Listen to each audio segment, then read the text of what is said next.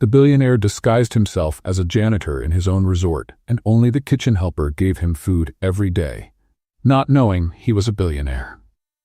Get ready for a story where luxury and humility switch places. Let's dive into the surprising journey of Beckett and Morgan. If you enjoy light, fun stories full of twists, go ahead and leave your like, and at the end, comment what you thought. Enjoy the story, everyone. Beckett Shaw was one of the richest men in town, and at that exact moment, he was on his knees on the marble lobby floor, scrubbing a stain that wouldn't come out no matter what. The Cliffside Pacific Resort woke up covered in the typical fog of the Monterey coast. Through the glass walls, the ocean looked like a painting in shades of gray and blue.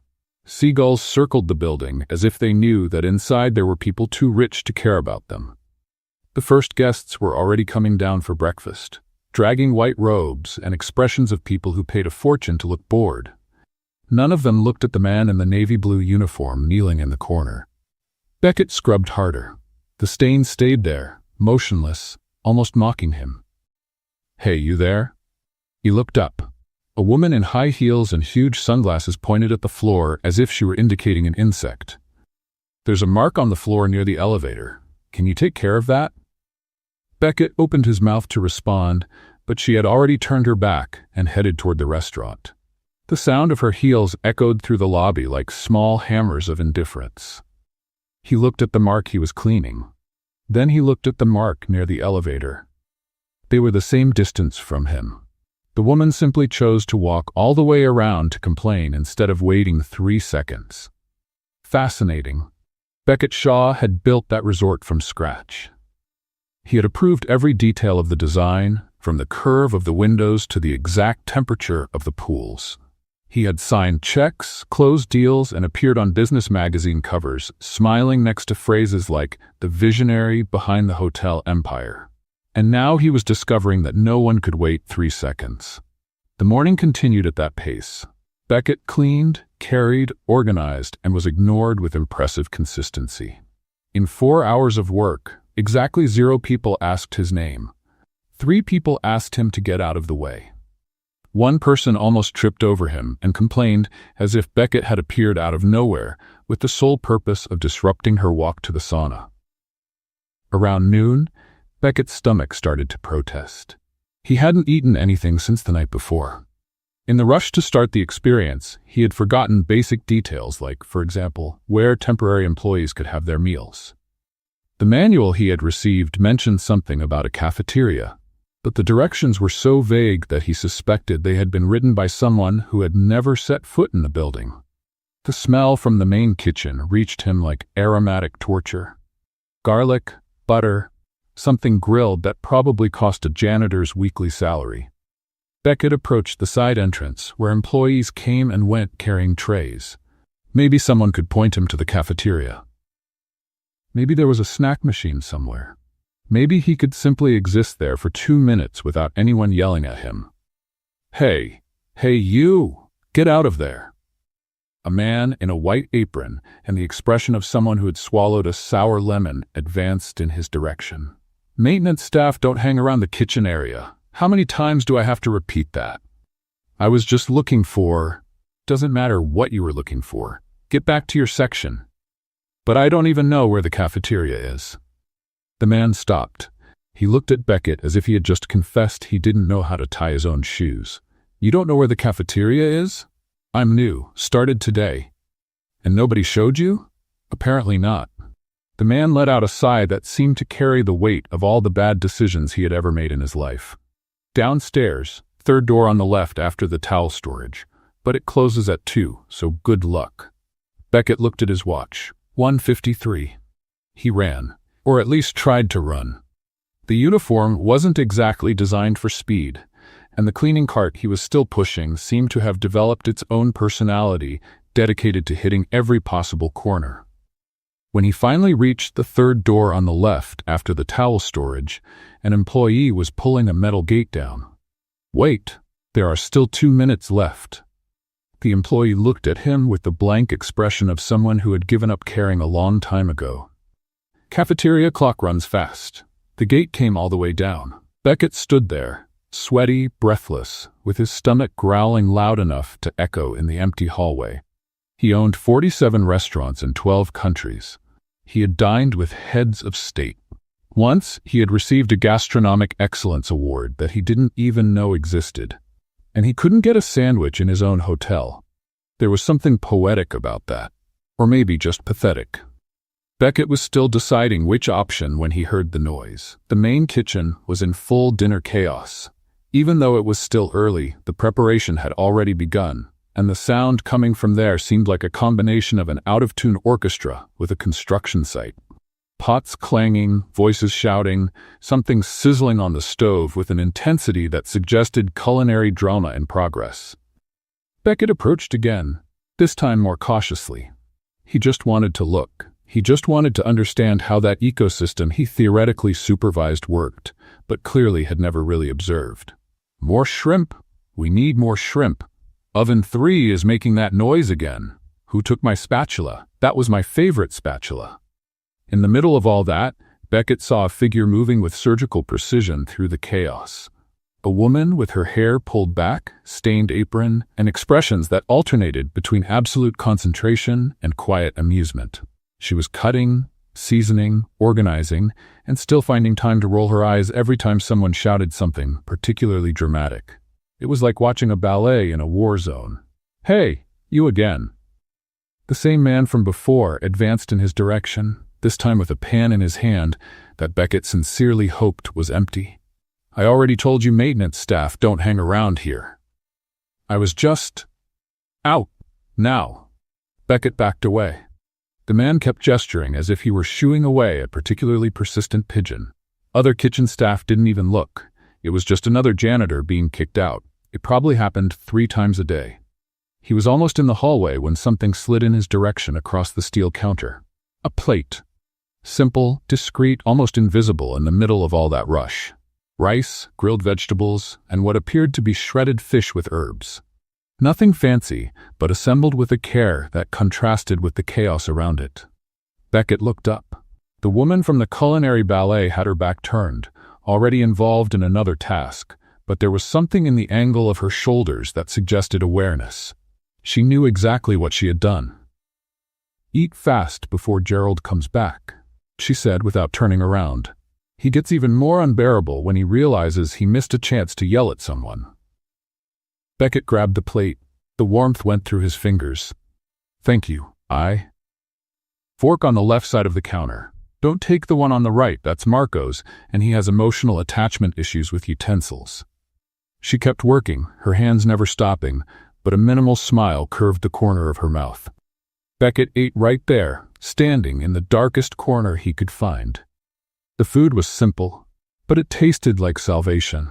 Each forkful was a reminder that he hadn't eaten anything in almost 20 hours and that maybe, just maybe, he should have planned this adventure better. When he finished, the woman had already disappeared into the hurricane of pots and orders. He left the plate in a discreet place and went back to the hallway, still processing what had happened. In a full day of work, one person had looked at him and seen something beyond the uniform. One person had noticed he was hungry. One person had done something about it, without expecting anything in return, without asking who he was or why he deserved help. Beckett leaned against the hallway wall and stayed there for a moment. He had come to the resort to find out what wasn't working, to understand where the problems were that the reports didn't show and the managers didn't mention. He expected to find operational failures, inefficiencies, maybe some financial deviation hidden in confusing spreadsheets. He didn't expect to find kindness where there should be indifference. He didn't expect that the only person to treat him like a human being would be a kitchen helper he had never seen before. Beckett made a decision right there, in the empty hallway that smelled like cleaning product and sea air. He was going to continue, not just to investigate problems or collect information anymore. Not just as an exercise in business humility or sociological curiosity anymore. He was going to continue because he wanted to know who that woman was who pushed plates to hungry janitors in the middle of chaos. And because, for the first time in years, someone had done something for him without knowing how much he was worth. The next day would start in a few hours. Beckett went back to his post, grabbed the cleaning cart, and kept working. But now, every time he passed by the kitchen area, he slowed down his pace. Just a little. Just enough to see if she was there. The third plate appeared inside a mop bucket. Beckett stared at it for a good 10 seconds, trying to understand how someone could hide rice with grilled chicken in the only place no one would ever think to look. The container was clean, obviously, but still. The creativity was almost disturbing. 3 days had passed since the first plate pushed in secret. 3 days in which Beckett discovered that circling near the kitchen during peak hours had become his new favorite activity. It wasn't about the food. It was a little about the food, but mostly it was about the game. Morgan Reese had turned feeding the hungry janitor into a kind of Olympic sport. Behind the fire extinguisher, she murmured as she passed by him carrying a stack of pots. Blue plate. Beckett waited 30 seconds and went to the fire extinguisher. The blue plate was there, still warm, covered with a napkin that had a smiley face drawn with a pen. He laughed alone in the hallway. The fourth time, Morgan hid an entire lunch container inside the cleaning supply closet. The fifth time, she left instructions in the form of a riddle written on a napkin. The sixth time, she simply threw a stuffed bread roll in his direction while pretending to trip. "You have good aim," Beckett commented later, when he managed to find her alone near the cold storage. "I have 5 younger siblings. If you don't learn to throw food accurately, you don't survive Thanksgiving dinner." 5? My mother had interesting theories about family planning. Beckett stored that information away. It was the first personal thing she had shared, and he realized he wanted to know more. Much more. The problem was that the longer he spent pretending to be a janitor, the more obvious it became that he had no idea what he was doing. "Why are you waxing the floor with furniture polish?" Beckett froze. Morgan was standing in the doorway of the event room, arms crossed, expression divided between horror and amusement. "This isn't floor wax. That's for polishing wood. The floor is marble." "Oh, you're going to create an ice skating rink." That explains why that guest almost did an involuntary split earlier. Morgan covered her mouth with her hand, but the laugh escaped anyway. "How did you get this job? I have a very creative resume." Apparently. She walked into the room and grabbed a clean cloth from a shelf that Beckett hadn't even noticed existed. "First, you remove all of this, then you use the right product. That one there, blue, with marble, written in big letters." In my defense, the letters aren't that big. They're the size of my hand. Beckett looked at her hands. They were small, with light burn scars on the fingers. Hands of someone who really worked. He started cleaning up the mess he had created. "Do you always teach incompetent coworkers, or am I special? You're the first one who confused furniture polish with floor wax. That puts you in a unique category. I prefer to think of it as innovation. I prefer to think of it as a negligence lawsuit waiting to happen."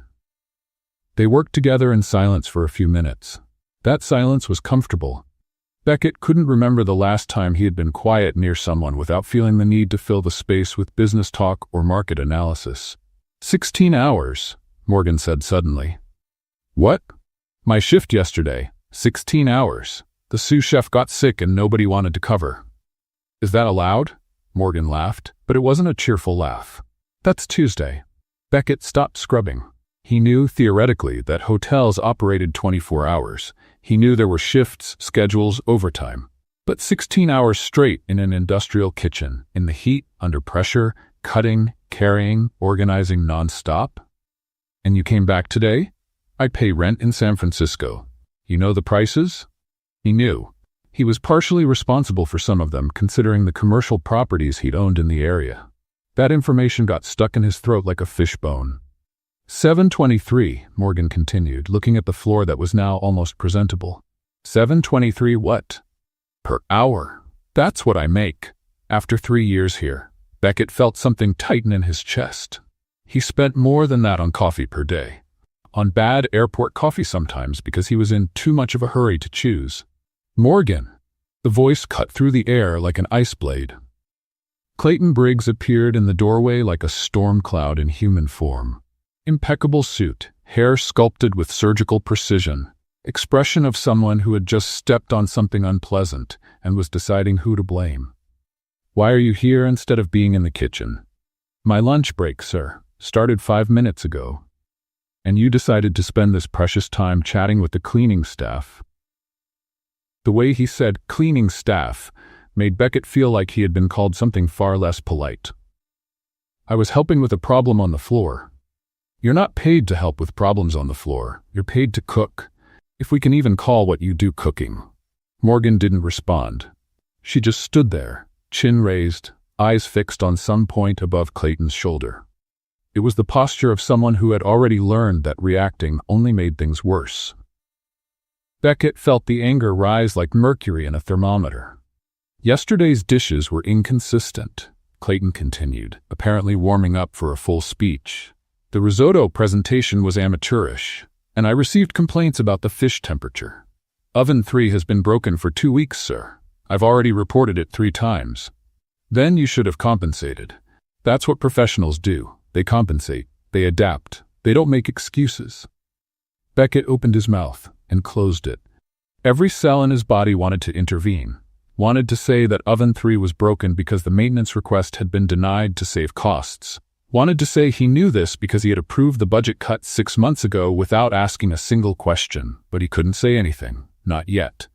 Clayton finally noticed there was another person in the room. "Who are you?" "Beckett. Temporary maintenance." "Temporary?"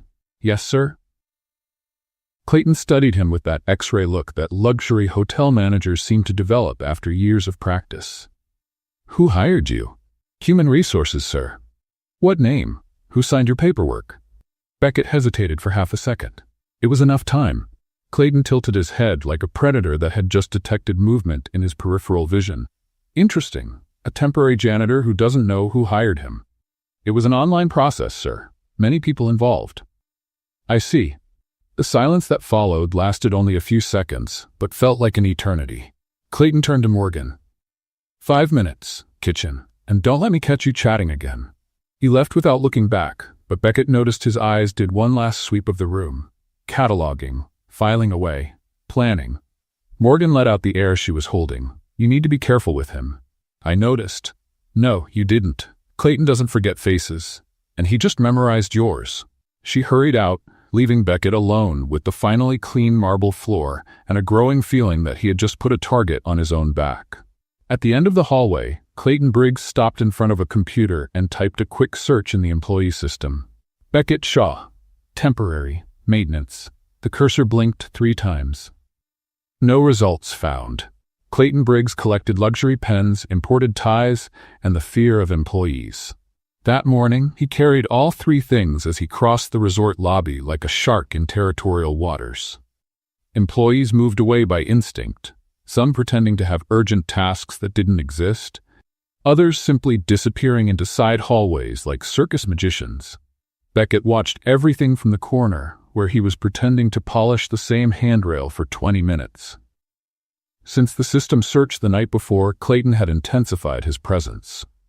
He showed up in unexpected places, asked random questions, observed details that no one should notice. It was like working under the gaze of an eagle with trust issues. "General meeting," Clayton's voice cut through the lobby air. "All service staff, Event Hall B. Now." It wasn't an invitation. It was an order. Beckett dropped the cloth and followed the flow of nervous uniforms toward the hall. Out of the corner of his eye, he saw Morgan emerge from the kitchen, drying her hands on her apron with an expression that mixed resignation and irritation in equal parts. Their eyes met for half a second. Morgan rolled her eyes in a way that clearly meant, "Here we go again." Beckett had to bite his lip to keep from laughing. Event Hall B was normally reserved for weddings and corporate conferences.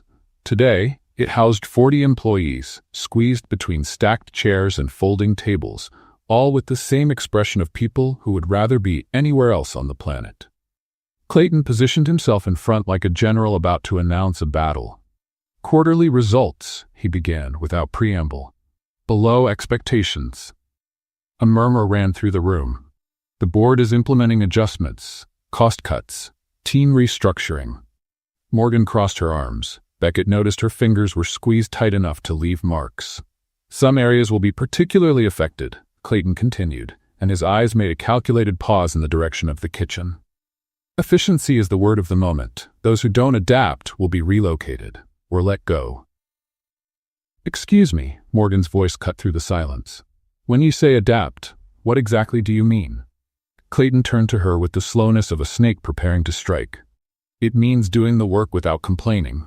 It means not questioning superior decisions. It means, Miss Reese, not interrupting meetings with unnecessary questions. I just wanted clarity, sir, to adapt properly. The sarcasm was subtle, but present. Beckett saw the corner of a cook's mouth twitch, trying to hold back a laugh. Clayton saw it too. You? He pointed at Beckett, the temporary one. Beckett felt 40 pairs of eyes turn in his direction. Sir? The East Terrace needs immediate cleaning. A guest complained about marks on the glass. The East Terrace is under renovation, sir, surrounded by barriers. And now it's open for inspection. Go. But the gala dinner starts in an hour and the access... Are you questioning a direct order? Beckett swallowed the answer he wanted to give. That terrace was closed for safety reasons he himself had approved.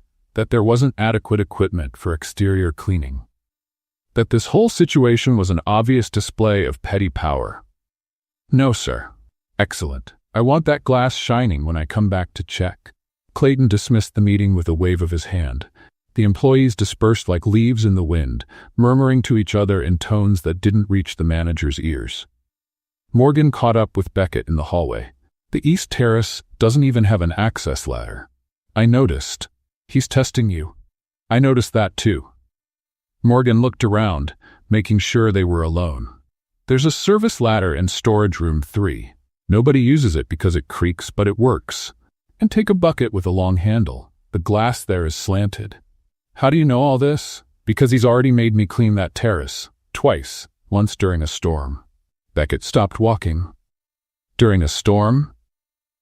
Said guests had complained about the raindrops interfering with the view. That makes no sense whatsoever. Welcome to Cliffside Pacific Resort. She patted him on the shoulder and disappeared toward the kitchen. Beckett found the ladder in storage room 3. It creaked exactly as Morgan had warned, producing a sound that resembled a pirate ship in a cheap adventure movie. The bucket with the long handle was hidden behind a pile of broken chairs that clearly no one had touched in years. The East Terrace was worse than he imagined. Slanted at an angle that defied basic physics, the panoramic glass offered a spectacular view of the ocean. Beckett positioned himself on the flat spot and started cleaning, moving the mop with the delicacy of a surgeon operating on a main vein. You look like a flamingo trying to clean glass. Beckett almost dropped the bucket. Morgan was standing at the service door, holding a plate covered with aluminum foil. What are you doing here? Brought your dinner. Figured you'd miss cafeteria hours. Again. How did you know where I was? Everyone knows where you are. The noise from that ladder can be heard from the parking lot. Then I realized you hadn't finished the job yet. She approached carefully, balancing on the ledge as if she did this every day. Chicken with vegetables, left over from the gala dinner preparation. You're going to get in trouble if Clayton finds out you left the kitchen. Clayton is too busy checking if the crystal glasses are aligned at exactly 45-degree angles. I have about 10 minutes. Beckett accepted the plate. His fingers brushed hers for an instant. Why do you do this? Do what? Help me. Risk getting in trouble. Bring food to a guy you've known for less than a week. Morgan was silent for a moment, looking at the ocean. Because someone did this for me when I started here. A cook named Miss Ruth. She's retired now, but she used to say that we only survive places like this if we take care of each other. And do you take care of everyone? Only those who seem to need it. And I seem to need it? Morgan looked at him, then at the makeshift bucket, then at the ladder that was still creaking in the wind. You're cleaning a slanted glass during a gala dinner because a man in a tie told you to. Yes, you seem to need it. Beckett laughed. A real laugh, the kind that escapes without permission. Clayton mentioned relocation today, he said after a moment. Does that affect you? Morgan's expression changed. Just a little, but enough. It affects everyone who isn't part of his favorites club. And you're not part of it. I ask too many questions. I question things. I suggest improvements. None of those qualities are appreciated by managers like Clayton. So you could be transferred. Or fired. He made that very clear after the meeting. Spoke directly to me when the others left. Beckett felt that familiar anger rise again. What exactly did he say? Morgan imitated Clayton's pompous voice with disturbing accuracy. Miss Reese, your attitude needs significant adjustments. The resort has no room for employees who don't understand hierarchy. Consider this your final warning. Final warning for asking a question in a meeting? Final warning for existing in a way he doesn't control. The ocean wind blew between them, carrying the distant sound of music from the gala hall. I need to go back, Morgan said, and you need to finish that glass before he shows up. She turned to leave but stopped at the door. Beckett, yes? Thanks for asking. Most people just don't ask. She disappeared down the creaking ladder. Beckett stood there, holding the plate of chicken that was already getting cold, looking at the glass that reflected a spectacular sunset that no guest would see that night. For the first time since he started this experience, he didn't think about reports or profits or business strategies. He thought only about how to protect a person who didn't know he had the power to do that. Downstairs, Clayton Briggs was finishing checking the crystal glasses when his phone vibrated. A message from the Human Resources Department. About the employee you mentioned. There's no record of formal hiring. Incomplete documentation. Awaiting instructions. Clayton smiled for the first time that day. The service area clock read 11:47 at night when Morgan let out the biggest laugh Beckett had ever heard. They were sitting on the loading dock, that forgotten space between the kitchen and the parking lot, where delivery trucks unloaded supplies at dawn. It wasn't pretty, it wasn't comfortable, but it was the only place in the resort where Clayton Briggs never appeared. Wait.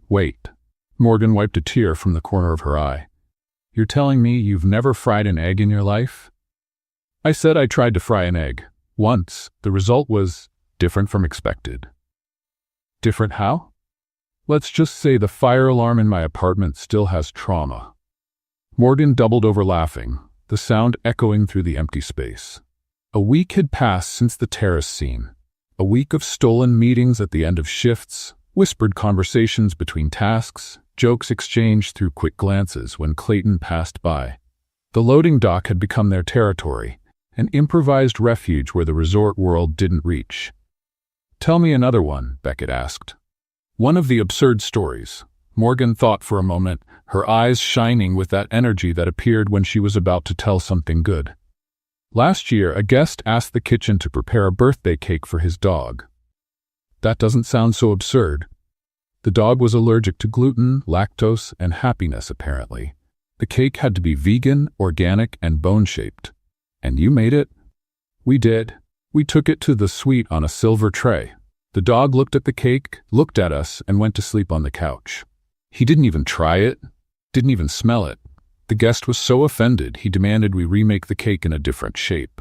Spent 3 days making us redo it. Ball shape, moon shape, the shape of something he called canine essence. What is canine essence in cake form?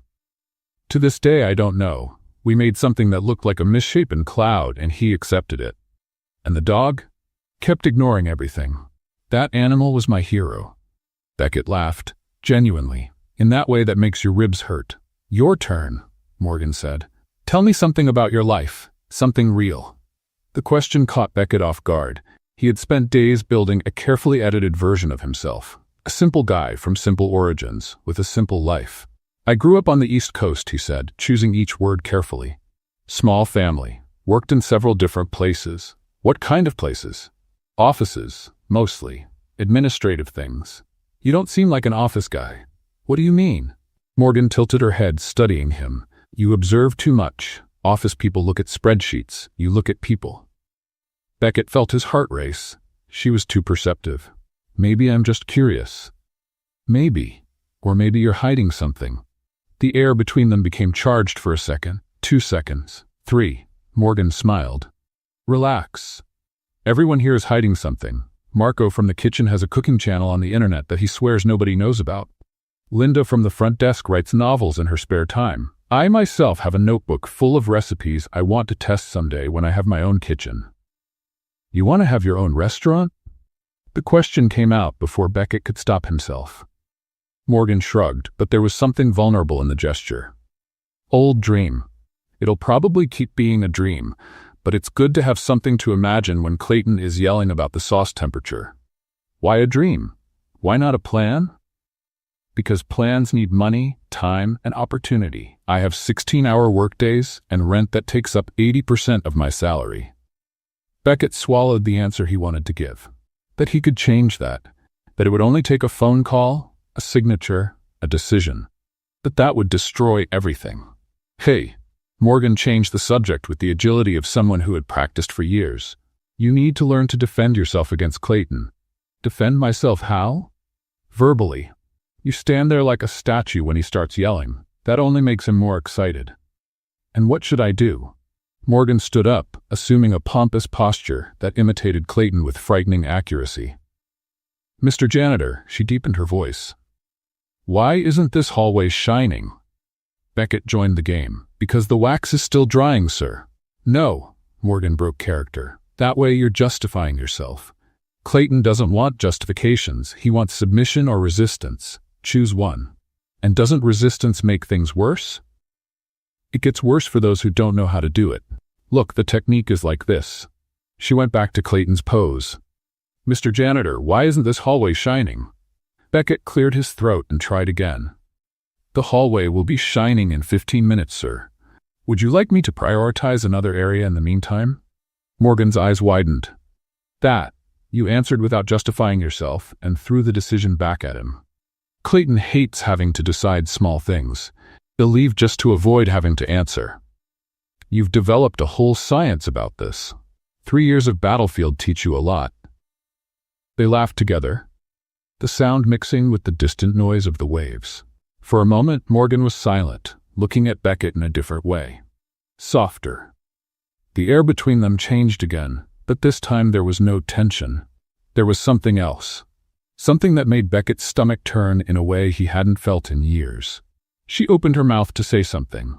Her radio exploded in static. Morgan, kitchen. Now, the voice was Gerald's, the supervisor who had kicked Beckett out on the first day. Morgan closed her eyes for a second, took a deep breath, and went back to professional mode. Duty calls? What happened?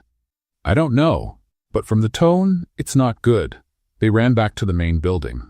The kitchen was in chaos when they arrived, but a different chaos from the usual. People were standing still, not working. And in the center of everything, Clayton Briggs held a charred pan as if it were evidence in a trial. Who is responsible for this station? His voice cut through the air. Silence. I asked who is responsible. I was covering that station. Morgan stepped forward. But I left an hour ago at the end of my shift. So you left the stove on when you left? No, sir. I turned everything off. I checked twice. And yet the pan burned. By itself, magically. Someone must have turned it on after I left. Clayton smiled. That cold smile that Beckett was starting to recognize. Interesting. So you're accusing your coworkers? I'm not accusing anyone. I'm saying I turned off the stove.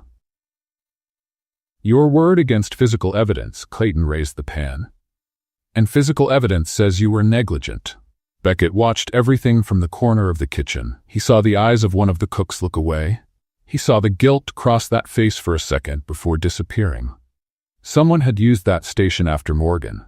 Someone had made the mistake, and that someone was letting her take the blame. He almost opened his mouth, almost stepped forward, almost said there were security cameras in that area that would prove exactly who had done what and when. But that would raise questions. How would a temporary janitor know about the camera system? Why would he care so much? Beckett stayed silent and watched Clayton file a second formal warning against Morgan. When it was all over, when the kitchen emptied and the lights dimmed, Beckett stood in the empty hallway. Morgan passed by him without stopping, her eyes red but dry. Hey, he called out. She didn't look back. Not tonight, Beckett. Please. The women's locker room door closed with a soft click. Beckett leaned against the wall and stayed there, in the dark, listening to the sound of his own silence. He could have prevented that, could have defended her, could have exposed the truth, and he did nothing. The weight of that choice was different from any business decision he had ever made.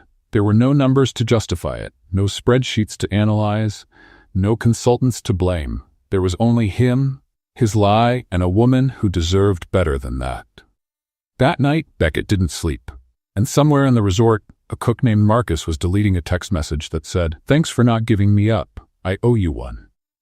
The recipient was Clayton Briggs. Beckett Shaw made the call at 3 a.m, locked in the men's locker room bathroom.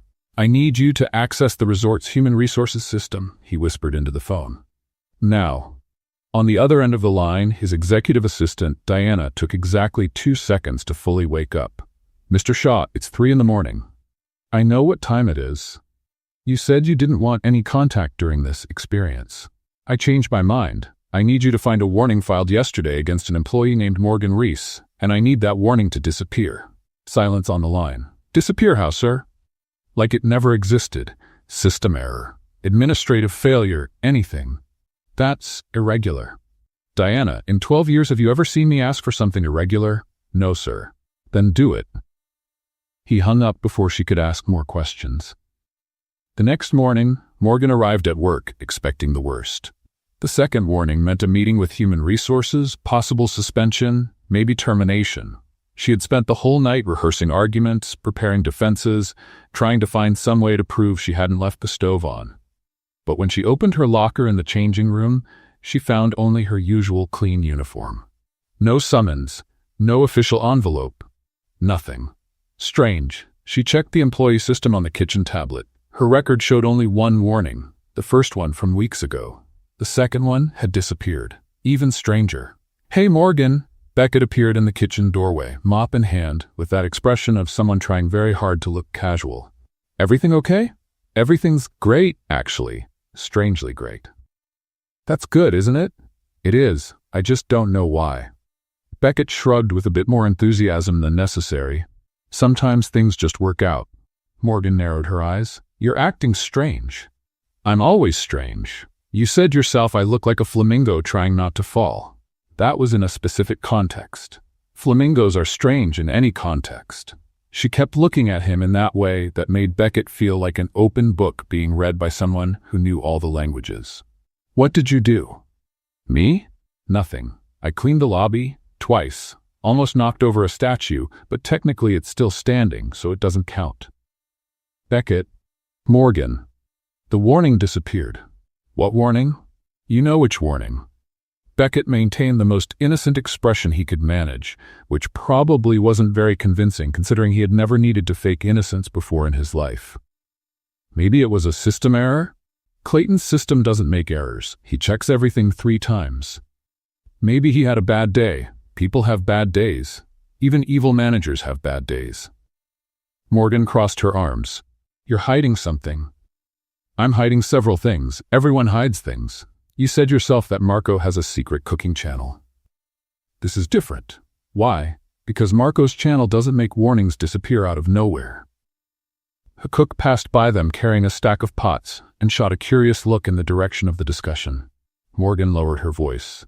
"Look, I don't know what's going on, but if you did something to help me—" "If I had done something," Beckett interrupted, "would you rather I had left the warning there?" The question caught Morgan off guard. "No, that's not it." "Then what's the problem?" "The problem is I don't like owing favors I don't understand." "You don't owe me anything." "That's exactly what people say when you owe something," Beckett sighed. "Morgan, I swear I didn't do anything illegal, immoral, or that's going to get you in trouble. I just know some people. Sometimes things happen." "You know people?" "Yes." A temporary janitor knows people capable of erasing records from a luxury resort's human resources system. When she put it that way, it really did sound absurd. "I have an interesting life," was the only answer he could come up with. Morgan was silent for a long moment. Beckett could practically see the gears turning in her head, connecting dots that shouldn't be connected. "Okay," she said finally. "Okay? For now. But this conversation isn't over." She went back to her station, leaving Beckett with the feeling that he had just survived a professional interrogation. The rest of the day passed in a strange tension. Morgan was quieter than normal, watching Beckett sideways whenever he passed by the kitchen area. He, in turn, was hyper-aware of every movement he made, every word he said. At the end of the shift, they met at the loading dock as usual. "I'm not going to ask anymore," Morgan said without preamble, about the warning. "No? No. But I need you to know something." She sat down next to him, closer than normal. "I don't need someone to save me. Never have. I put up with Clayton, I put up with this job, I put up with all of this because I chose to put up with it. Understand? I understand. Good. Because if you're trying to be some kind of masked janitor hero, you can stop. I survived 28 years without a hero. I can survive 28 more." Beckett felt something tighten in his chest. "What if I'm not trying to save you? Then what are you trying to do?" The question hung in the air between them. "Maybe I just want to be here," he said finally. "With you. In this horrible place, with this terrible boss, doing this job I clearly don't know how to do." Morgan laughed, but it was a different laugh, softer. "You really don't know how to do this job." "I know. It's impressive, actually. Years of education, and I can't tell the difference between furniture polish and floor wax. Maybe your education focused on the wrong things. Maybe." They sat in silence, looking at the empty parking lot. "I trust you," Morgan said suddenly. "I don't know why. You showed up out of nowhere, don't know how to do anything, have this strange energy of someone pretending to be something they're not. But I trust you." Beckett swallowed hard. "Morgan, don't ruin this with some dramatic revelation, okay? Just accept it." He accepted it, because there was no other option, because the truth would destroy everything. Meanwhile, in the administrative office on the 3rd floor, Clayton Briggs was working overtime. The computer screen glowed on his face as he searched through records, histories, any information he could find about the mysterious janitor who had appeared out of nowhere. Beckett Shaw's file was suspiciously empty. No previous employment history, no verifiable references, nothing but a name and a social security number. Clayton typed the number into a different database. One he shouldn't have access to, but that a distant cousin in the immigration department had kindly shared. The results appeared, and Clayton Briggs leaned forward, his eyes slowly widening. Well, he murmured to the empty screen. "This explains a lot." On the screen, a corporate photo showed a man in a suit at a gala event, smiling next to senators and celebrities, the same face as the janitor cleaning his hallways. Morgan was teaching Beckett how to cut onions without crying, and he was failing miserably. "You're holding the knife like it's a sword," she said, trying not to laugh. "It's a vegetable, not a dragon." "In my defense, this vegetable is chemically attacking me." Tears were streaming down Beckett's face in amounts that seemed humanly impossible. He could barely see the cutting board, let alone the onion he was massacring into irregular pieces. "Breathe through your mouth," Morgan instructed, "and stop blinking so much." "How do I stop blinking?" "Blinking is involuntary.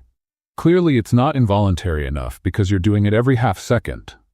It was late at night, the kitchen was empty, and they had managed to steal an hour from the real world. Morgan had decided that if Beckett was going to keep showing up hungry, he should at least learn basic culinary survival. So far, the basics were winning. "Done." Beckett stepped back from the board, wiping his face with the sleeve of his uniform. "I cut it." Morgan looked at the scattered onion pieces. "This looks like a crime." "Culinary crime? Crime against nature. That onion had a family. You're cruel." "I'm honest. There's a difference." She took the knife from his hands and, in a matter of seconds, turned what was left of the onion into perfect, uniform cubes. "How do you do that so fast?" "Practice, and years without a social life." Beckett laughed, but there was something in the answer that made him pay attention. "Without a social life, why?" Morgan shrugged, her eyes focused on the board. "Work. 16-hour shifts don't leave much time for romantic dinners or birthday parties. My last real friendship was with a plant that because I forgot to water it." "You killed a plant through neglect?" "It was a cactus, supposedly indestructible. I proved the scientists wrong." "That's almost impressive." "Thanks. I have hidden talents." They worked in silence for a few minutes, Morgan preparing ingredients for a recipe she wanted to test, Beckett watching her every movement with an attention he could no longer disguise. 2 weeks had passed since the warning that disappeared. 2 weeks of stolen meetings, conversations on the loading dock, jokes whispered through the hallways. At some point, without Beckett noticing exactly when, this had stopped being about investigating the resort. Now it was about her. "Hey," Morgan broke the silence. "You're looking at me in a strange way." "Strange how?" "Strange like I'm an equation you're trying to solve." "Maybe you are. I'm not that complicated. I disagree." Morgan stopped cutting and looked at him. There was something different in the air between them, a tension that wasn't uncomfortable, just new. "What do you want to know?" she asked. "You can ask, I don't bite." Beckett thought for a moment. "Why are you still here? In the kitchen? At this resort? At this job? You clearly have talent for more." Morgan let out a sigh that seemed to carry years of weight. Because leaving means starting over, and starting over means admitting the last 3 years were a mistake. I'm not good at admitting mistakes. Staying is also a choice. I know, but it's a choice I control. If I get fired, it's someone else's decision. If I stay, it's mine. Does that make sense to you? It makes sense to my stubbornness. My therapy would probably disagree. Beckett laughed. You go to therapy? No, I don't have the time or money, but if I did, she would definitely disagree. You're a complicated person, Morgan Reese. Thanks, that's the second compliment I've gotten today. What was the first? Clayton said my sauce was acceptable. By his standards, that's practically a declaration of love. They laughed together, and Beckett felt that tightness in his chest again, that feeling that something important was happening, something he couldn't control, and it terrified him. Can I tell you something? He said before he could stop himself. You can. I'm not who you think I am. Morgan tilted her head. And who do you think I think you are? A temporary janitor with no past and no interesting future. And who are you really? Beckett opened his mouth. The kitchen door burst open. Clayton Briggs entered as if he owned the place, which, technically, he thought he did. Working late, Miss Reese? Morgan didn't flinch. Testing a new recipe, sir? With resort ingredients? Leftovers that would go in the trash. Interesting definition of leftovers. Clayton circled the counter like an inspector looking for flaws. His eyes passed over Beckett with a calculated slowness. And you, Mr. Janitor, what are you doing in my kitchen at this hour? Learning to cut onions, sir. Cut onions? Yes, sir. It's harder than it looks. Clayton moved closer. Too close. You know, I've noticed you around here a lot. For a temporary employee, you seem very integrated. I make friends easily. Do you? How curious. The air in the kitchen became heavy. Morgan looked from one to the other, clearly noticing that something was happening beyond the words. Do you need something, sir? She interrupted. Clayton smiled. That smile that looked like a trap. No, just making my nightly rounds, making sure the resort's resources are being well used. He walked to the door, but stopped before leaving. Mr. Shaw. Beckett froze. Excuse me? Shaw, that's your last name, isn't it? Yes, sir.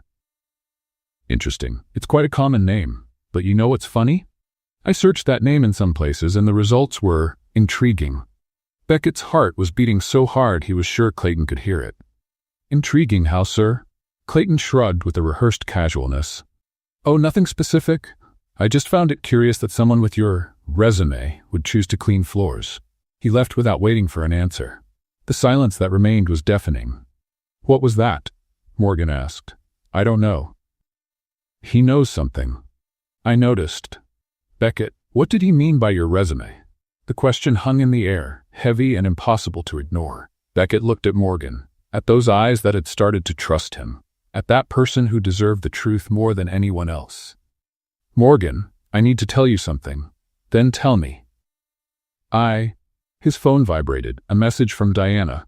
Clayton Briggs accessed confidential files. He knows who you are. Recommend immediate extraction. Beckett looked at the screen, then looked at Morgan, and realized that no matter what he chose to do now, someone was going to get hurt. Morgan, he began. But before he could continue, the resort speaker system came to life. Attention all employees. Emergency meeting tomorrow at 8 o'clock. Attendance mandatory. Subject, important changes in administration. Morgan looked at Beckett. Why do I have the feeling this has to do with you? He couldn't answer, because she was right. The 8 o'clock meeting never happened. Clayton canceled at the last minute, claiming schedule conflicts, but Beckett knew the truth. The manager was playing chess, and the next move wouldn't be in public. It would be surgical, personal, and directed at a specific target. Morgan Reese didn't even notice she was in the crosshairs. Or maybe she did, but chose to ignore it. "Double shift," she said when Beckett found her in the locker room at 6 in the morning. "Clayton decided I need to cover breakfast, lunch, and dinner. That's 18 hours. 17 if I don't take a break. Morgan, that's against California state labor laws." She stopped tying her apron and looked at him. "How do you know about California labor laws?" Beckett swallowed hard. "I read, sometimes, random things. Janitors who read about labor legislation in their spare time. It's a hobby. It's a strange hobby. I'm a strange person. You've already established that."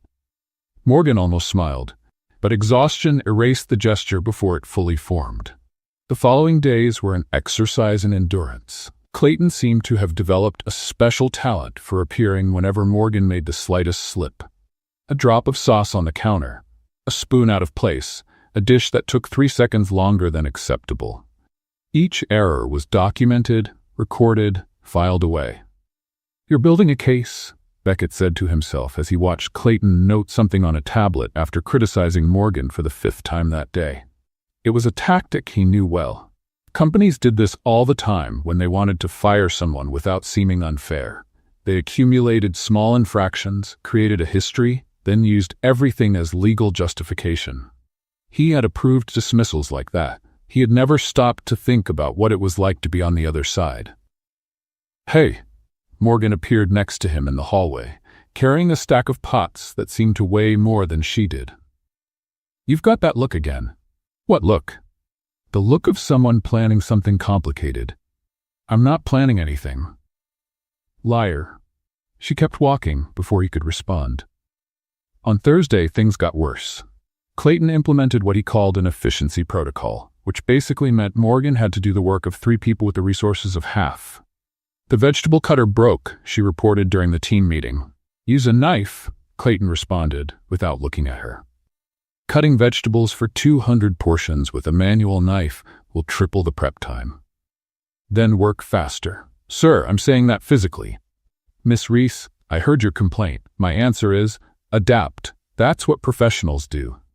Morgan clenched her fists at her sides, but said nothing. Beckett saw her shoulders drop almost imperceptibly. The spark he had learned to recognize, that stubborn energy that appeared even on the worst days, was getting dimmer. During lunch break, he found her sitting alone on the loading dock, staring at nothing. "Brought water," he offered a bottle. "Thanks." Silence. "You can report him, you know," Beckett said after a moment. "There's a human resources department. There's legislation. There's reality," Morgan interrupted. "And in reality, employees like me don't win against managers like him. We complain, we get labeled as troublemakers, we get fired for cultural incompatibility, and we leave without a reference and without severance. That's not right. Right and real are different things." Beckett felt the anger rise again. That familiar anger that appeared every time he saw the system working exactly as it was designed to work, crushing those at the bottom to protect those at the top. "What if you had help?" he asked. "Real help. From someone with the power to change things." Morgan looked at him with an expression he couldn't decipher. "Are you talking about yourself?" "I'm speaking. Hypothetically." "Hypothetically," she repeated. "A temporary janitor with the power to change things." Forget it, it was a silly question. It really was. But there was something in her look that said she hadn't forgotten anything. On Friday, the confrontation happened. Morgan was in the middle of dinner prep when Clayton entered the kitchen with a tablet in his hand and that predatory smile that Beckett had learned to fear. "Miss Reese," a moment. The entire kitchen fell silent. Pots stopped clanging. Conversations died. Everyone knew what was coming. "I reviewed your performance history from the last few weeks," Clayton began, voice loud enough for everyone to hear. "And the results are concerning." "Sir, I'm in the middle of..." "You're in the middle of your shift, which means you're on my time. And on my time, you're going to listen." Morgan put down the knife. Her eyes met Beckett's for a second. He was standing in the doorway, unable to move. Delays, waste of ingredients, complaints from supervisors. A formal warning that mysteriously disappeared, but that I recreated based on testimonies. That's not. Don't interrupt me. I'm documenting a pattern of inappropriate behavior. A pattern that, if it continues, will result in immediate termination. Morgan's face was red, but her voice came out steady. Mr. Briggs, with all due respect, this pattern you're describing is fabricated. I did everything you asked, worked all the extra shifts, covered all the coworkers who didn't show up. If that's inappropriate, then the problem isn't me. The silence that followed was absolute. Clayton leaned forward, voice low but penetrating. Are you accusing me of something, Miss Reese? I'm stating facts, Mr. Briggs. Facts, he repeated the word as if it were poison. Well, here's a fact for you. By the end of this week, I'm going to have a decision about your future at this resort, and based on your current performance, and especially your attitude, I suggest you start updating your resume. He turned his back and left. The kitchen remained silent for a few more seconds before normal sounds returned. But there was something different in the air now, a tension that didn't exist before. Morgan went back to her station without looking at anyone. Beckett followed her to the service hallway as soon as he could get away. Morgan? No. I just want to. I said no. She stopped, took a deep breath, and when she turned around, there were tears in her eyes that she refused to let fall. You want to help? Great, then tell me the truth. Who are you really? Why are you here? And why does Clayton seem to know you from somewhere? Beckett stayed silent. That's what I thought, Morgan said. Everyone has secrets, but some secrets hurt more than others. She went back to the kitchen. Beckett stood in the hallway, the weight of the lie heavier than ever. That night, Clayton Briggs sent an email to the resort's legal department. Subject: termination process. Morgan Reese. Body of email: please prepare documentation for dismissal with cause. Deadline: Monday. The termination email never reached the legal department. Diana intercepted it at 2 a.m, redirected it to a folder only Beckett had access to, and responded with an automatic message saying the system was under temporary maintenance. Clayton Briggs spent all Saturday trying to resend the documentation, without success. Beckett knew it was a temporary solution, a bandage on a wound that needed surgery. But it was the most he could do without revealing everything. On Monday, strange things started happening at the resort. The vegetable cutter that had been broken for weeks was replaced with a brand new model. The coffee machine in the employee area, which spit out a liquid that looked more like oil than caffeine, got an imported replacement. The worn-out uniforms of the kitchen staff were exchanged for new versions, well-fitted, with fabric that didn't itch. Is someone making anonymous donations to the resort? Gerald, the kitchen supervisor, asked, looking at the vegetable cutter as if it were a divine apparition. Maybe management finally woke up, another cook suggested. Management doesn't wake up even with a fire alarm. Morgan observed everything in silence. Her eyes narrowed in that way Beckett had learned to recognize as detective mode activated. You're quiet, he commented when he managed to get close. I'm thinking. About coincidences. What kind of coincidences? Morgan turned to him. The kind where I'm about to get fired, and suddenly all the equipment I've complained about for the last 6 months shows up brand new.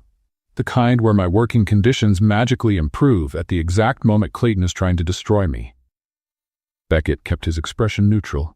Maybe the universe is compensating. The universe doesn't buy industrial vegetable cutters. How do you know? Maybe that's exactly what the universe does in its spare time. Morgan didn't laugh. Beckett, what did you do? I didn't do anything. You're lying. Would I lie to you? You lie about everything. I still don't know where you came from, what you did before, or why you showed up out of nowhere knowing about labor laws and acting like you have more power than any janitor should have. The accusation hung in the air between them, heavy and impossible to ignore. Morgan, don't Morgan me. I want the truth. The truth is complicated. Then uncomplicate it. I don't know how to do that without ruining everything. Ruin what? Her eyes met his, and Beckett saw something there that took his breath away. It wasn't anger, it was disappointment. And for some reason, disappointment hurt much more. I need time, he said. Time for what? To figure out how to tell the truth without losing you. Morgan was silent for a long moment. You think you already have me? The question was simple, but carried layers that Beckett wasn't prepared to face. I think, he said slowly, that what's happening between us is real, more real than anything I've ever felt. That doesn't answer my question. No, it doesn't. Because I don't know the answer. I just know that when you're around, I forget to pretend to be someone I'm not. That's ironic, considering you're clearly pretending to be someone you're not. Beckett let out a humorless laugh. I know, it's a paradox. I'm terrible at this. Terrible at paradoxes? Terrible at feelings. Morgan crossed her arms. You're using feelings to avoid the conversation about truth. I'm not. Yes, you are. Okay, maybe I am, but it's because the truth is going to change everything. Change how? You're going to hate me. I'm not going to hate you. You say that now. Beckett, I worked for Clayton Briggs for 3 years. You don't know my capacity to not hate people who deserve it. Despite the tension, Beckett smiled. Was that a compliment? It was an observation. There's a difference. You always have an answer for everything. You always have a question to deflect from everything. They stood looking at each other, the air charged with unspoken things. I'm going to tell you, Beckett said finally. Everything, but not here. Not like this. Then where? When? Tonight, at the loading dock, after your shift. Morgan studied his face for a long moment. What if I don't like what you say? Then at least you'll know the truth, and I'll have been honest at least once. That's a very low standard of honesty. I know. I'm working on it. The rest of the day passed in a fog of anticipated tension. Beckett made more mistakes than normal, which was impressive considering his track record. He spilled a bucket of dirty water in the main hallway. He confused disinfectant with furniture polish for the second time in 3 weeks. He was almost run over by a room service cart while looking at his phone checking if Diana had more news. You're more distracted than usual. Morgan commented when they passed each other in the hallway, and your usual is already pretty distracted. I'm nervous. Why? Because tonight I'm going to tell the truth to a woman I'm in love with, and I'll probably lose her in the process. Morgan stopped walking. What did you say? Beckett also stopped. Which part? The middle part. The part about telling the truth? No, the other part. The part about being nervous? Beckett. Yes. You said you're in love. The hallway was empty, but Beckett felt like the whole world was watching. I did. With me. With you. Morgan opened her mouth, closed it, opened it again. That's very convenient. What? Confessing feelings exactly when you're about to reveal something terrible. It's a classic persuasion technique. I'm not persuading you. How will I know? You won't. That's the point. You're going to have to trust me. Trust the guy who lies about everything? Trust the guy who's trying to stop lying. Morgan shook her head, but there was something in her eyes that wasn't just distrust anymore. Tonight, she said. Loading dock. And if you don't show up or come up with another excuse, I swear that. I'll be there. Promise? I promise. She nodded once and kept walking. Beckett stood in the hallway, his heart beating so hard it seemed like it wanted to escape from his chest. At 10 o'clock at night, he was at the loading dock, waiting. At 10:15, Morgan appeared. So, she said, sitting down next to him, who are you really? Beckett took a deep breath. My name is Beckett Shaw, and I'm the owner of this resort. The silence that followed lasted exactly 3 seconds. Then Morgan started to laugh. Nice try. Now be serious. Beckett wasn't laughing, and when Morgan looked at his face, the laughter died. Morgan didn't blink for almost 30 seconds. Beckett counted. It was a way to occupy his mind while waiting for her to say something, anything, even if it was just to send him away from the loading dock that had become his favorite place in the whole world. You're telling me, she finally spoke, her voice carefully controlled, that I spent 3 weeks hiding food in mop buckets to feed a billionaire. Technically, yes. A billionaire who owns the place where I work. Also technically correct. A billionaire I taught to tell the difference between furniture polish and floor wax. That was a very useful lesson. Morgan got up from the crate where she was sitting. I'm leaving. Morgan, wait, no, I need to process this, away from you.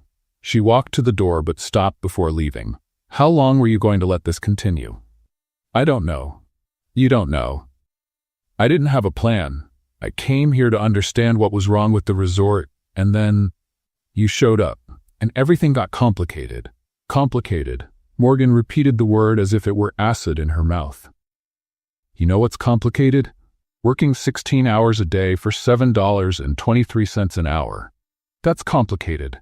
Being harassed by a manager who wants to destroy me. That's complicated. Finding out that the only person who seemed to understand me in this place is the owner pretending to be poor? That's not complicated. That's cruelty. I never wanted to. I don't care what you wanted. I care about what you did. She left without looking back. Beckett was alone on the loading dock, the sound of distant waves his only company. The next 3 days were the longest of his life. Morgan no longer appeared in the places where they used to meet. She didn't look at him when they passed in the hallways. She didn't respond to attempts at conversation, which consisted of Beckett saying, "Morgan," and her continuing to walk as if he didn't exist.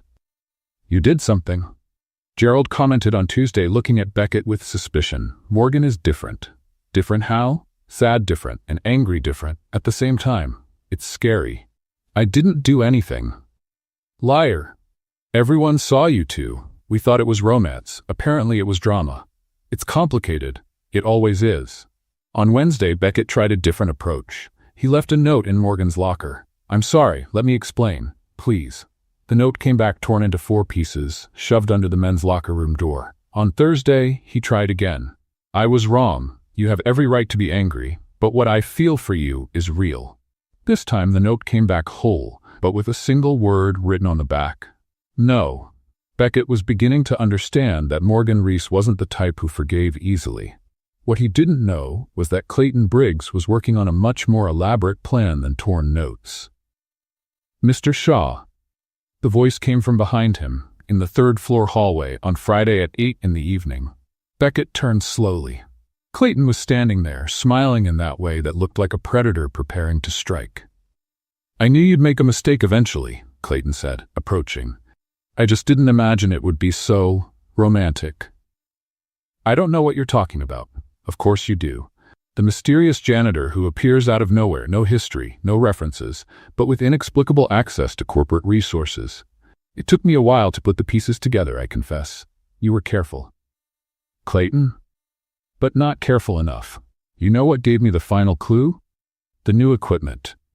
No division manager approves equipment replacement in a week. It takes months, sometimes years. But for the resort owner, it's just a phone call." Beckett said nothing. "And there's more," Clayton continued, clearly enjoying the moment. "The warning that disappeared. The termination email that never reached its destination. Small interferences that only someone with real power could make." "What do you want?" Clayton pretended to think. "Initially, I wanted to expose you, humiliate you in front of everyone, show that the great billionaire was playing poor while real employees suffered. And now? Now I realized I can do something more interesting, which would be a partnership. You keep your little secret, I keep my position, and we both pretend none of this happened. You're blackmailing me. I'm offering you a business opportunity. It's different." Beckett felt the anger rise but controlled himself. "And if I refuse?" Clayton shrugged. "Then tomorrow at the general staff meeting I'll tell everything. Show the proof, expose the entire farce, and let your employees decide what they think of a boss who pretended to be one of them just to, what exactly? Have fun? It wasn't fun. Doesn't matter what it was. What matters is how it's going to look." Beckett was silent for a long moment. "You're worse than I imagined." "Thank you, I try hard." "That wasn't a compliment." "I know, but I'll accept it anyway." Clayton backed away, still smiling. "You have until tomorrow at 9 in the morning to decide. General meeting, main event hall. Be there with an answer." He disappeared down the hallway. Beckett leaned against the wall, the weight of the situation falling on him like an avalanche. There was no good option. If he accepted the blackmail, Clayton would continue being the same abusive manager as always, now protected by dangerous knowledge. If he refused, the truth would come out in the worst possible way, told by the worst possible person, and Morgan would find out that he had not only lied, but had been exposed by a man she despised. Beckett grabbed his phone and dialed Diana. "I need you to do something." "Mr. Shaw, it's 11 at night." "I know, but tomorrow at 9 there's going to be a meeting, and I need to be prepared." "Prepared for what?" "To tell the truth, my way." Silence on the line. "Are you sure, sir?" "No, but I'm tired of lying. He hung up and looked out the window at the dark ocean. Tomorrow, everything was going to change. For better or for worse, he didn't know. But one thing was certain. Clayton Briggs wasn't going to tell Beckett Shaw's story. Beckett was going to tell it himself. The next morning, at 8:55, the main event hall was packed. Employees from all departments settled into chairs, murmuring about the reason for the last-minute meeting. Clayton Briggs was on stage, tablet in hand, a smile on his face. And at the back door, still in his janitor's uniform, Beckett Shaw took a deep breath and walked in. Clayton Briggs was savoring every second of that moment. The main event hall had a capacity for 200 people, but that morning it housed only the 60 employees of the morning shift, all squeezed into the first rows like students waiting for a scolding from the principal. The air conditioning hummed low, the curtains were closed, and Clayton occupied the center of the stage like a conductor about to conduct his favorite symphony. Beckett remained at the back door, watching. Morgan was in the third row, between Gerald and a cook he recognized, but whose name he never learned. She didn't look back, didn't notice he had entered. Her eyes were fixed on Clayton with that expression of someone who already expects the worst. "Thank you all for attending," Clayton began, voice amplified by the lapel microphone. "I know it was a last-minute summons, but I have important information to share." A murmur ran through the audience. In recent weeks, this resort has been going through unusual situations. Equipment replaced without authorization, documents disappearing from the system, interference in administrative processes that should follow protocol. Beckett saw Morgan's shoulders become tense. "Initially, I suspected technical failure," Clayton continued, clearly enjoying the attention. "But after thorough investigation, I discovered something much more interesting." He made a dramatic pause. Beckett almost rolled his eyes. Clayton had always been given to theatrics. "We have an imposter among us." The murmur turned into buzz. "An employee who is not who he says he is. Someone who lied about his identity, infiltrated our team, and spent weeks pretending to be something he's not." Clayton swept the audience with his eyes, purposely stopping at Morgan. "And this person developed a close relationship with one of our kitchen employees." Morgan turned red. Not from shame, from anger. "Mr. Briggs," she stood up, voice firm. "If you have something to say about me, say it directly." "Miss Reese, I'm not talking about you. I'm talking about your friend." "My friend?" "The janitor, Beckett Shaw." The name echoed through the hall. "Who, as I discovered, is no janitor at all. In fact, he is. I am the owner of this resort." Beckett's voice cut through the air like thunder on a clear day.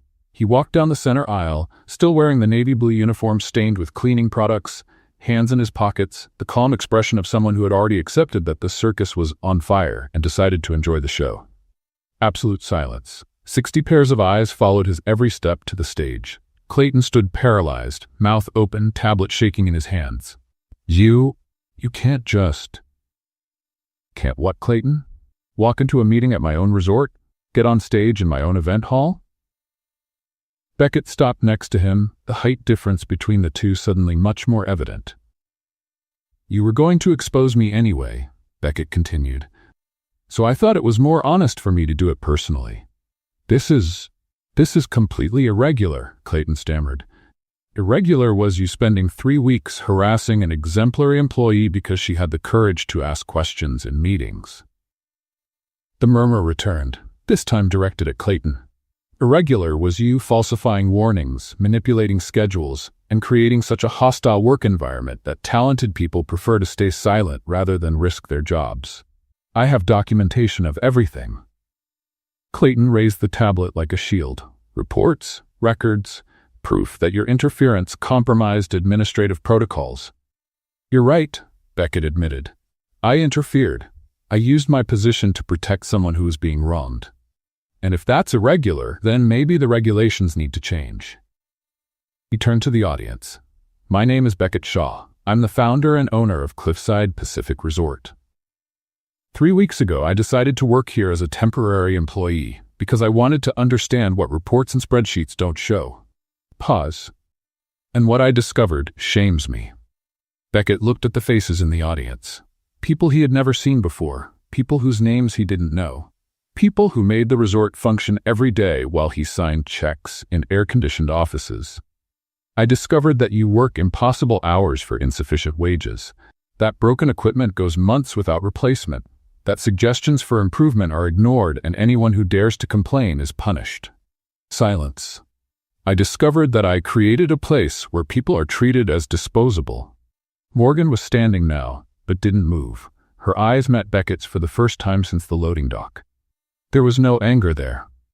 There was something worse. There was deep and complete disappointment. Clayton Briggs is, as of this moment, suspended from his duties, Beckett continued, turning to the manager, pending formal investigation into administrative conduct. You can't do this, Clayton exploded. I have a contract. I have rights. You have a lawyer. I suggest you consult immediately. This is retaliation. This is persecution. This is consequence. There's a difference. 2 security guards that Beckett had summoned the night before appeared at the side doors. Please escort Mr. Briggs to his office so he can collect his personal belongings. Clayton looked around, seeking support, finding only averted faces and awkward silence. You're going to regret this, he murmured as he was escorted out. All of you. The door closed behind him. Beckett looked at the audience again. I know this is a lot to process.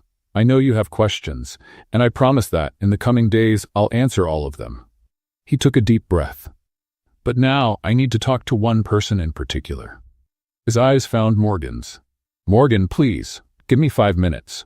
She didn't respond. Instead, she stood up, walked past Gerald, walked past the coworkers who were trying not to stare, and headed toward the side door. Morgan, no. The word was low, but definitive. You owe me at least a conversation. She stopped, her hand on the doorknob. I don't owe you anything. Then give me a chance, please. Morgan turned around. There were tears in her eyes that she refused to let fall. You want to know the worst part? It's not the lie. Lies I understand. Lies are part of the world. Then what's the worst part? The worst part is that I believed in you. I thought I had finally found someone who really saw me, who understood me, who was on the same level as me. She let out a humorless laugh. But you were never on my level. You were pretending to be, and that's worse than any lie. Morgan, what I felt, what I feel, is real. How will I know? How will I know what's real when everything you told me was a performance? Beckett had no answer. That's what I thought. Morgan opened the door. Congratulations on the dramatic speech, Mr. Shaw. It was very inspiring. I'm sure the employees will love telling this story at parties. Morgan, I'm leaving. The resort, the job, all of this, don't look for me. She left. The door closed with a soft click that sounded like a crash in Beckett's heart. In the hall, 60 employees remained silent, not knowing whether they should applaud, cry, or simply go back to work. Beckett stood on stage alone, looking at the door through which Morgan had disappeared. He had won the battle against Clayton, but he had lost the only thing that really mattered. Morgan's resignation letter arrived at Beckett's desk exactly 47 minutes after the meeting. He was in the office that had technically always been his, but that he had never used, surrounded by papers that Diana had brought in a hurry and reports that Clayton had left behind. The white envelope looked harmless, but Beckett knew the content was a sentence. By this document, I communicate my voluntary resignation from the position of kitchen helper at Cliffside Pacific Resort, effective immediately. No explanations, no goodbyes, just 2 cold lines and a signature he knew from napkins with smiley faces. Beckett put down the letter and looked out the panoramic window, the same ocean he saw from the loading dock, only from a completely different angle. From above, from far away, from where billionaires observe the world without ever really touching it. Mr. Shaw? Diana appeared at the door, tablet in hand. Mr. Briggs's lawyer is on the phone. He wants to negotiate the terms of the suspension. Tell him there's no negotiation. The investigation will follow protocol. He mentioned a lawsuit for defamation. He can sue. I have documentation of 3 years of ignored complaints, employees who resigned citing a hostile environment, and at least 12 reports of moral harassment that were never investigated. Diana nodded. And what about Miss Reese? What about her? She resigned. Are you going to accept it? Beckett looked at the letter on the desk. No. Put it on hold. Sir, legally she has the right to. I know what she has the right to. Put it on hold. I need to talk to her first. Diana hesitated. Mr. Shaw, with all due respect, Miss Reese made it very clear she doesn't want contact. I know. But she deserves more than a letter accepted by an automated system. What if she doesn't want to listen? Then at least I'll have tried. Finding Morgan wasn't difficult. She was at the loading dock, because apparently that place had become the gravitational center of everything that mattered in this story.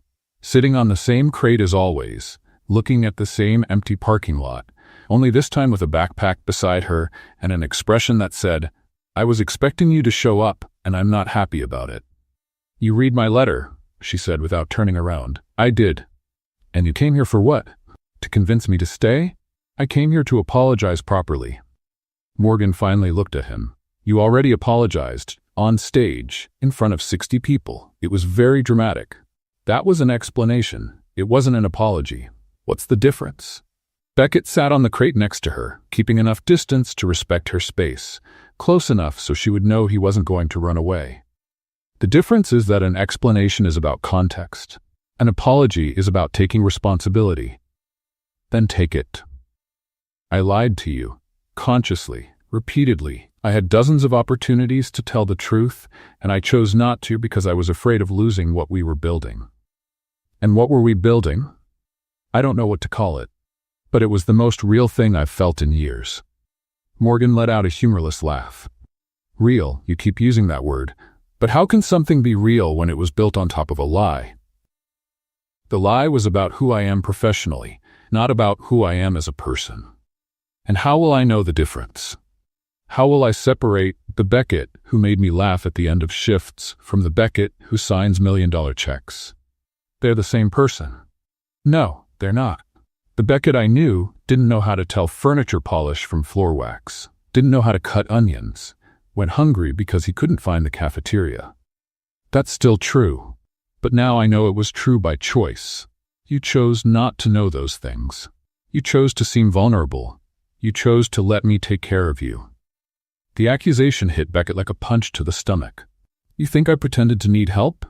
I don't know anymore what you pretended and what was real.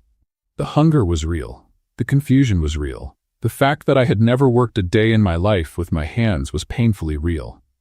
And the rest too. Every conversation, every laugh, every moment I spent wanting to tell you the truth but being too afraid. Morgan was silent for a long moment. You know what the hardest moment was for me? She finally asked. What? When Clayton humiliated me in front of everyone because of the burned pan, and you just stood there, watching, doing nothing. I wanted to do something, but you didn't. If I had interfered, it would have raised suspicions. It would have protected me, Morgan interrupted. Would have shown that you cared more about me than about your lie. Beckett had no answer for that. I know, he said after a moment. I know I was wrong. I know I made wrong choices, and I know that sorry doesn't fix any of this. Then why are you here? Because I want you to know that what I felt, what I feel, wasn't strategy. It wasn't persuasion. It was real. It is real. And what do you expect me to do with that information? Nothing. I don't expect anything. You have every right to leave, to never talk to me again, to hate me for the rest of your life. I don't hate you. The statement caught Beckett by surprise. No. Hating takes energy, and I'm too tired to waste energy on you. Despite everything, Beckett almost smiled. Is that progress? That's exhaustion. Don't confuse them. They sat in silence, looking at the parking lot where nothing was happening. I'm not going to accept your resignation, Beckett said. You can't force me to stay. I know, but I can leave the door open. Why? Because you're the best employee this resort has. And because I want you to have a choice. Not obligation, not pressure, not persuasion. Choice. Morgan looked at him. What if I choose to leave? Then I'll respect it. But you'll leave knowing you had the option to stay. And you? Are you going to stay waiting for me like an abandoned dog? I'm going to keep trying to be a better person. If you're around to see it, great. If not, at least I'll know I tried. Morgan stood up, grabbing her backpack. I need time. How much time? I don't know. Enough time to figure out if I can forgive you. What if you find out you can't? Morgan stopped at the door. Then at least I'll have tried. She left without looking back. Beckett stayed at the loading dock, alone, looking at the place where she had been sitting. It wasn't a yes. It wasn't a promise. It wasn't a guarantee of anything, but it also wasn't a no. And for now, that was enough. Or at least that's what he told himself as the afternoon fog began to cover the empty parking lot. 3 weeks later, an envelope appeared on Beckett's desk. It wasn't a resignation letter. It was a dinner invitation, written on a napkin, with a smiley face in the corner. The napkin said, "Loading dock, 8 o'clock. Bring your own dinner because I'm not going to feed you for free anymore." Beckett read that message at least 40 times in the following 3 hours. He analyzed every word, every comma, every line of the smiley face in the corner. He consulted Diana about possible interpretations. Diana suggested he stop freaking out and just show up at the agreed time. At 7:55, he was at the loading dock with a paper bag containing 2 sandwiches he had made himself. They were ugly, they probably weren't edible, but they were his. Morgan arrived at 8 o'clock sharp, still in her kitchen uniform. "You came," she said. "Did you doubt it? I thought you'd send an assistant in your place, or a helicopter, or something absurdly rich. I brought sandwiches." Morgan looked at the bag with suspicion. "You made sandwiches?" "I tried to make sandwiches. What's the difference?" "The difference is that one of them may or may not contain eggshell because I don't know how to peel a hard-boiled egg properly." Morgan grabbed the bag, opened it, and examined the contents with the expression of a scientist analyzing an unknown species. "Is this mayonnaise?" "It was supposed to be." "Why is it green?" "I added herbs to make it look gourmet." "What kind of herbs?" "I don't know. They were green. They were in the cabinet." Morgan closed her eyes for a moment, clearly fighting some emotion. When she opened them, she was laughing. "You're a disaster." "I know. A complete and absolute disaster." "I know that too. And you expected to win me back with sandwiches that look like they were made by a 5-year-old with motor coordination problems?" "I expected to win you back with honesty. The sandwiches are just a bonus." Morgan sat on the usual crate, still holding the bag. 3 weeks, she said. 3 weeks. I spent 3 weeks thinking, analyzing, trying to understand if what I felt was real or if it was all an act. And what did you conclude? That you're terrible at pretending. If you really wanted to fool me, you would have been more careful. You would have invented a more convincing past. You wouldn't have frozen in fear on the East Terrace trying to clean that glass. I didn't freeze in fear. Gerald said you froze and went into shock for 2 minutes. It was a minute and a half, and I had the situation under control. You whispered for help. It was a strategic whisper, to see if anyone had seen me. Morgan laughed again. It was Beckett's favorite sound in the world.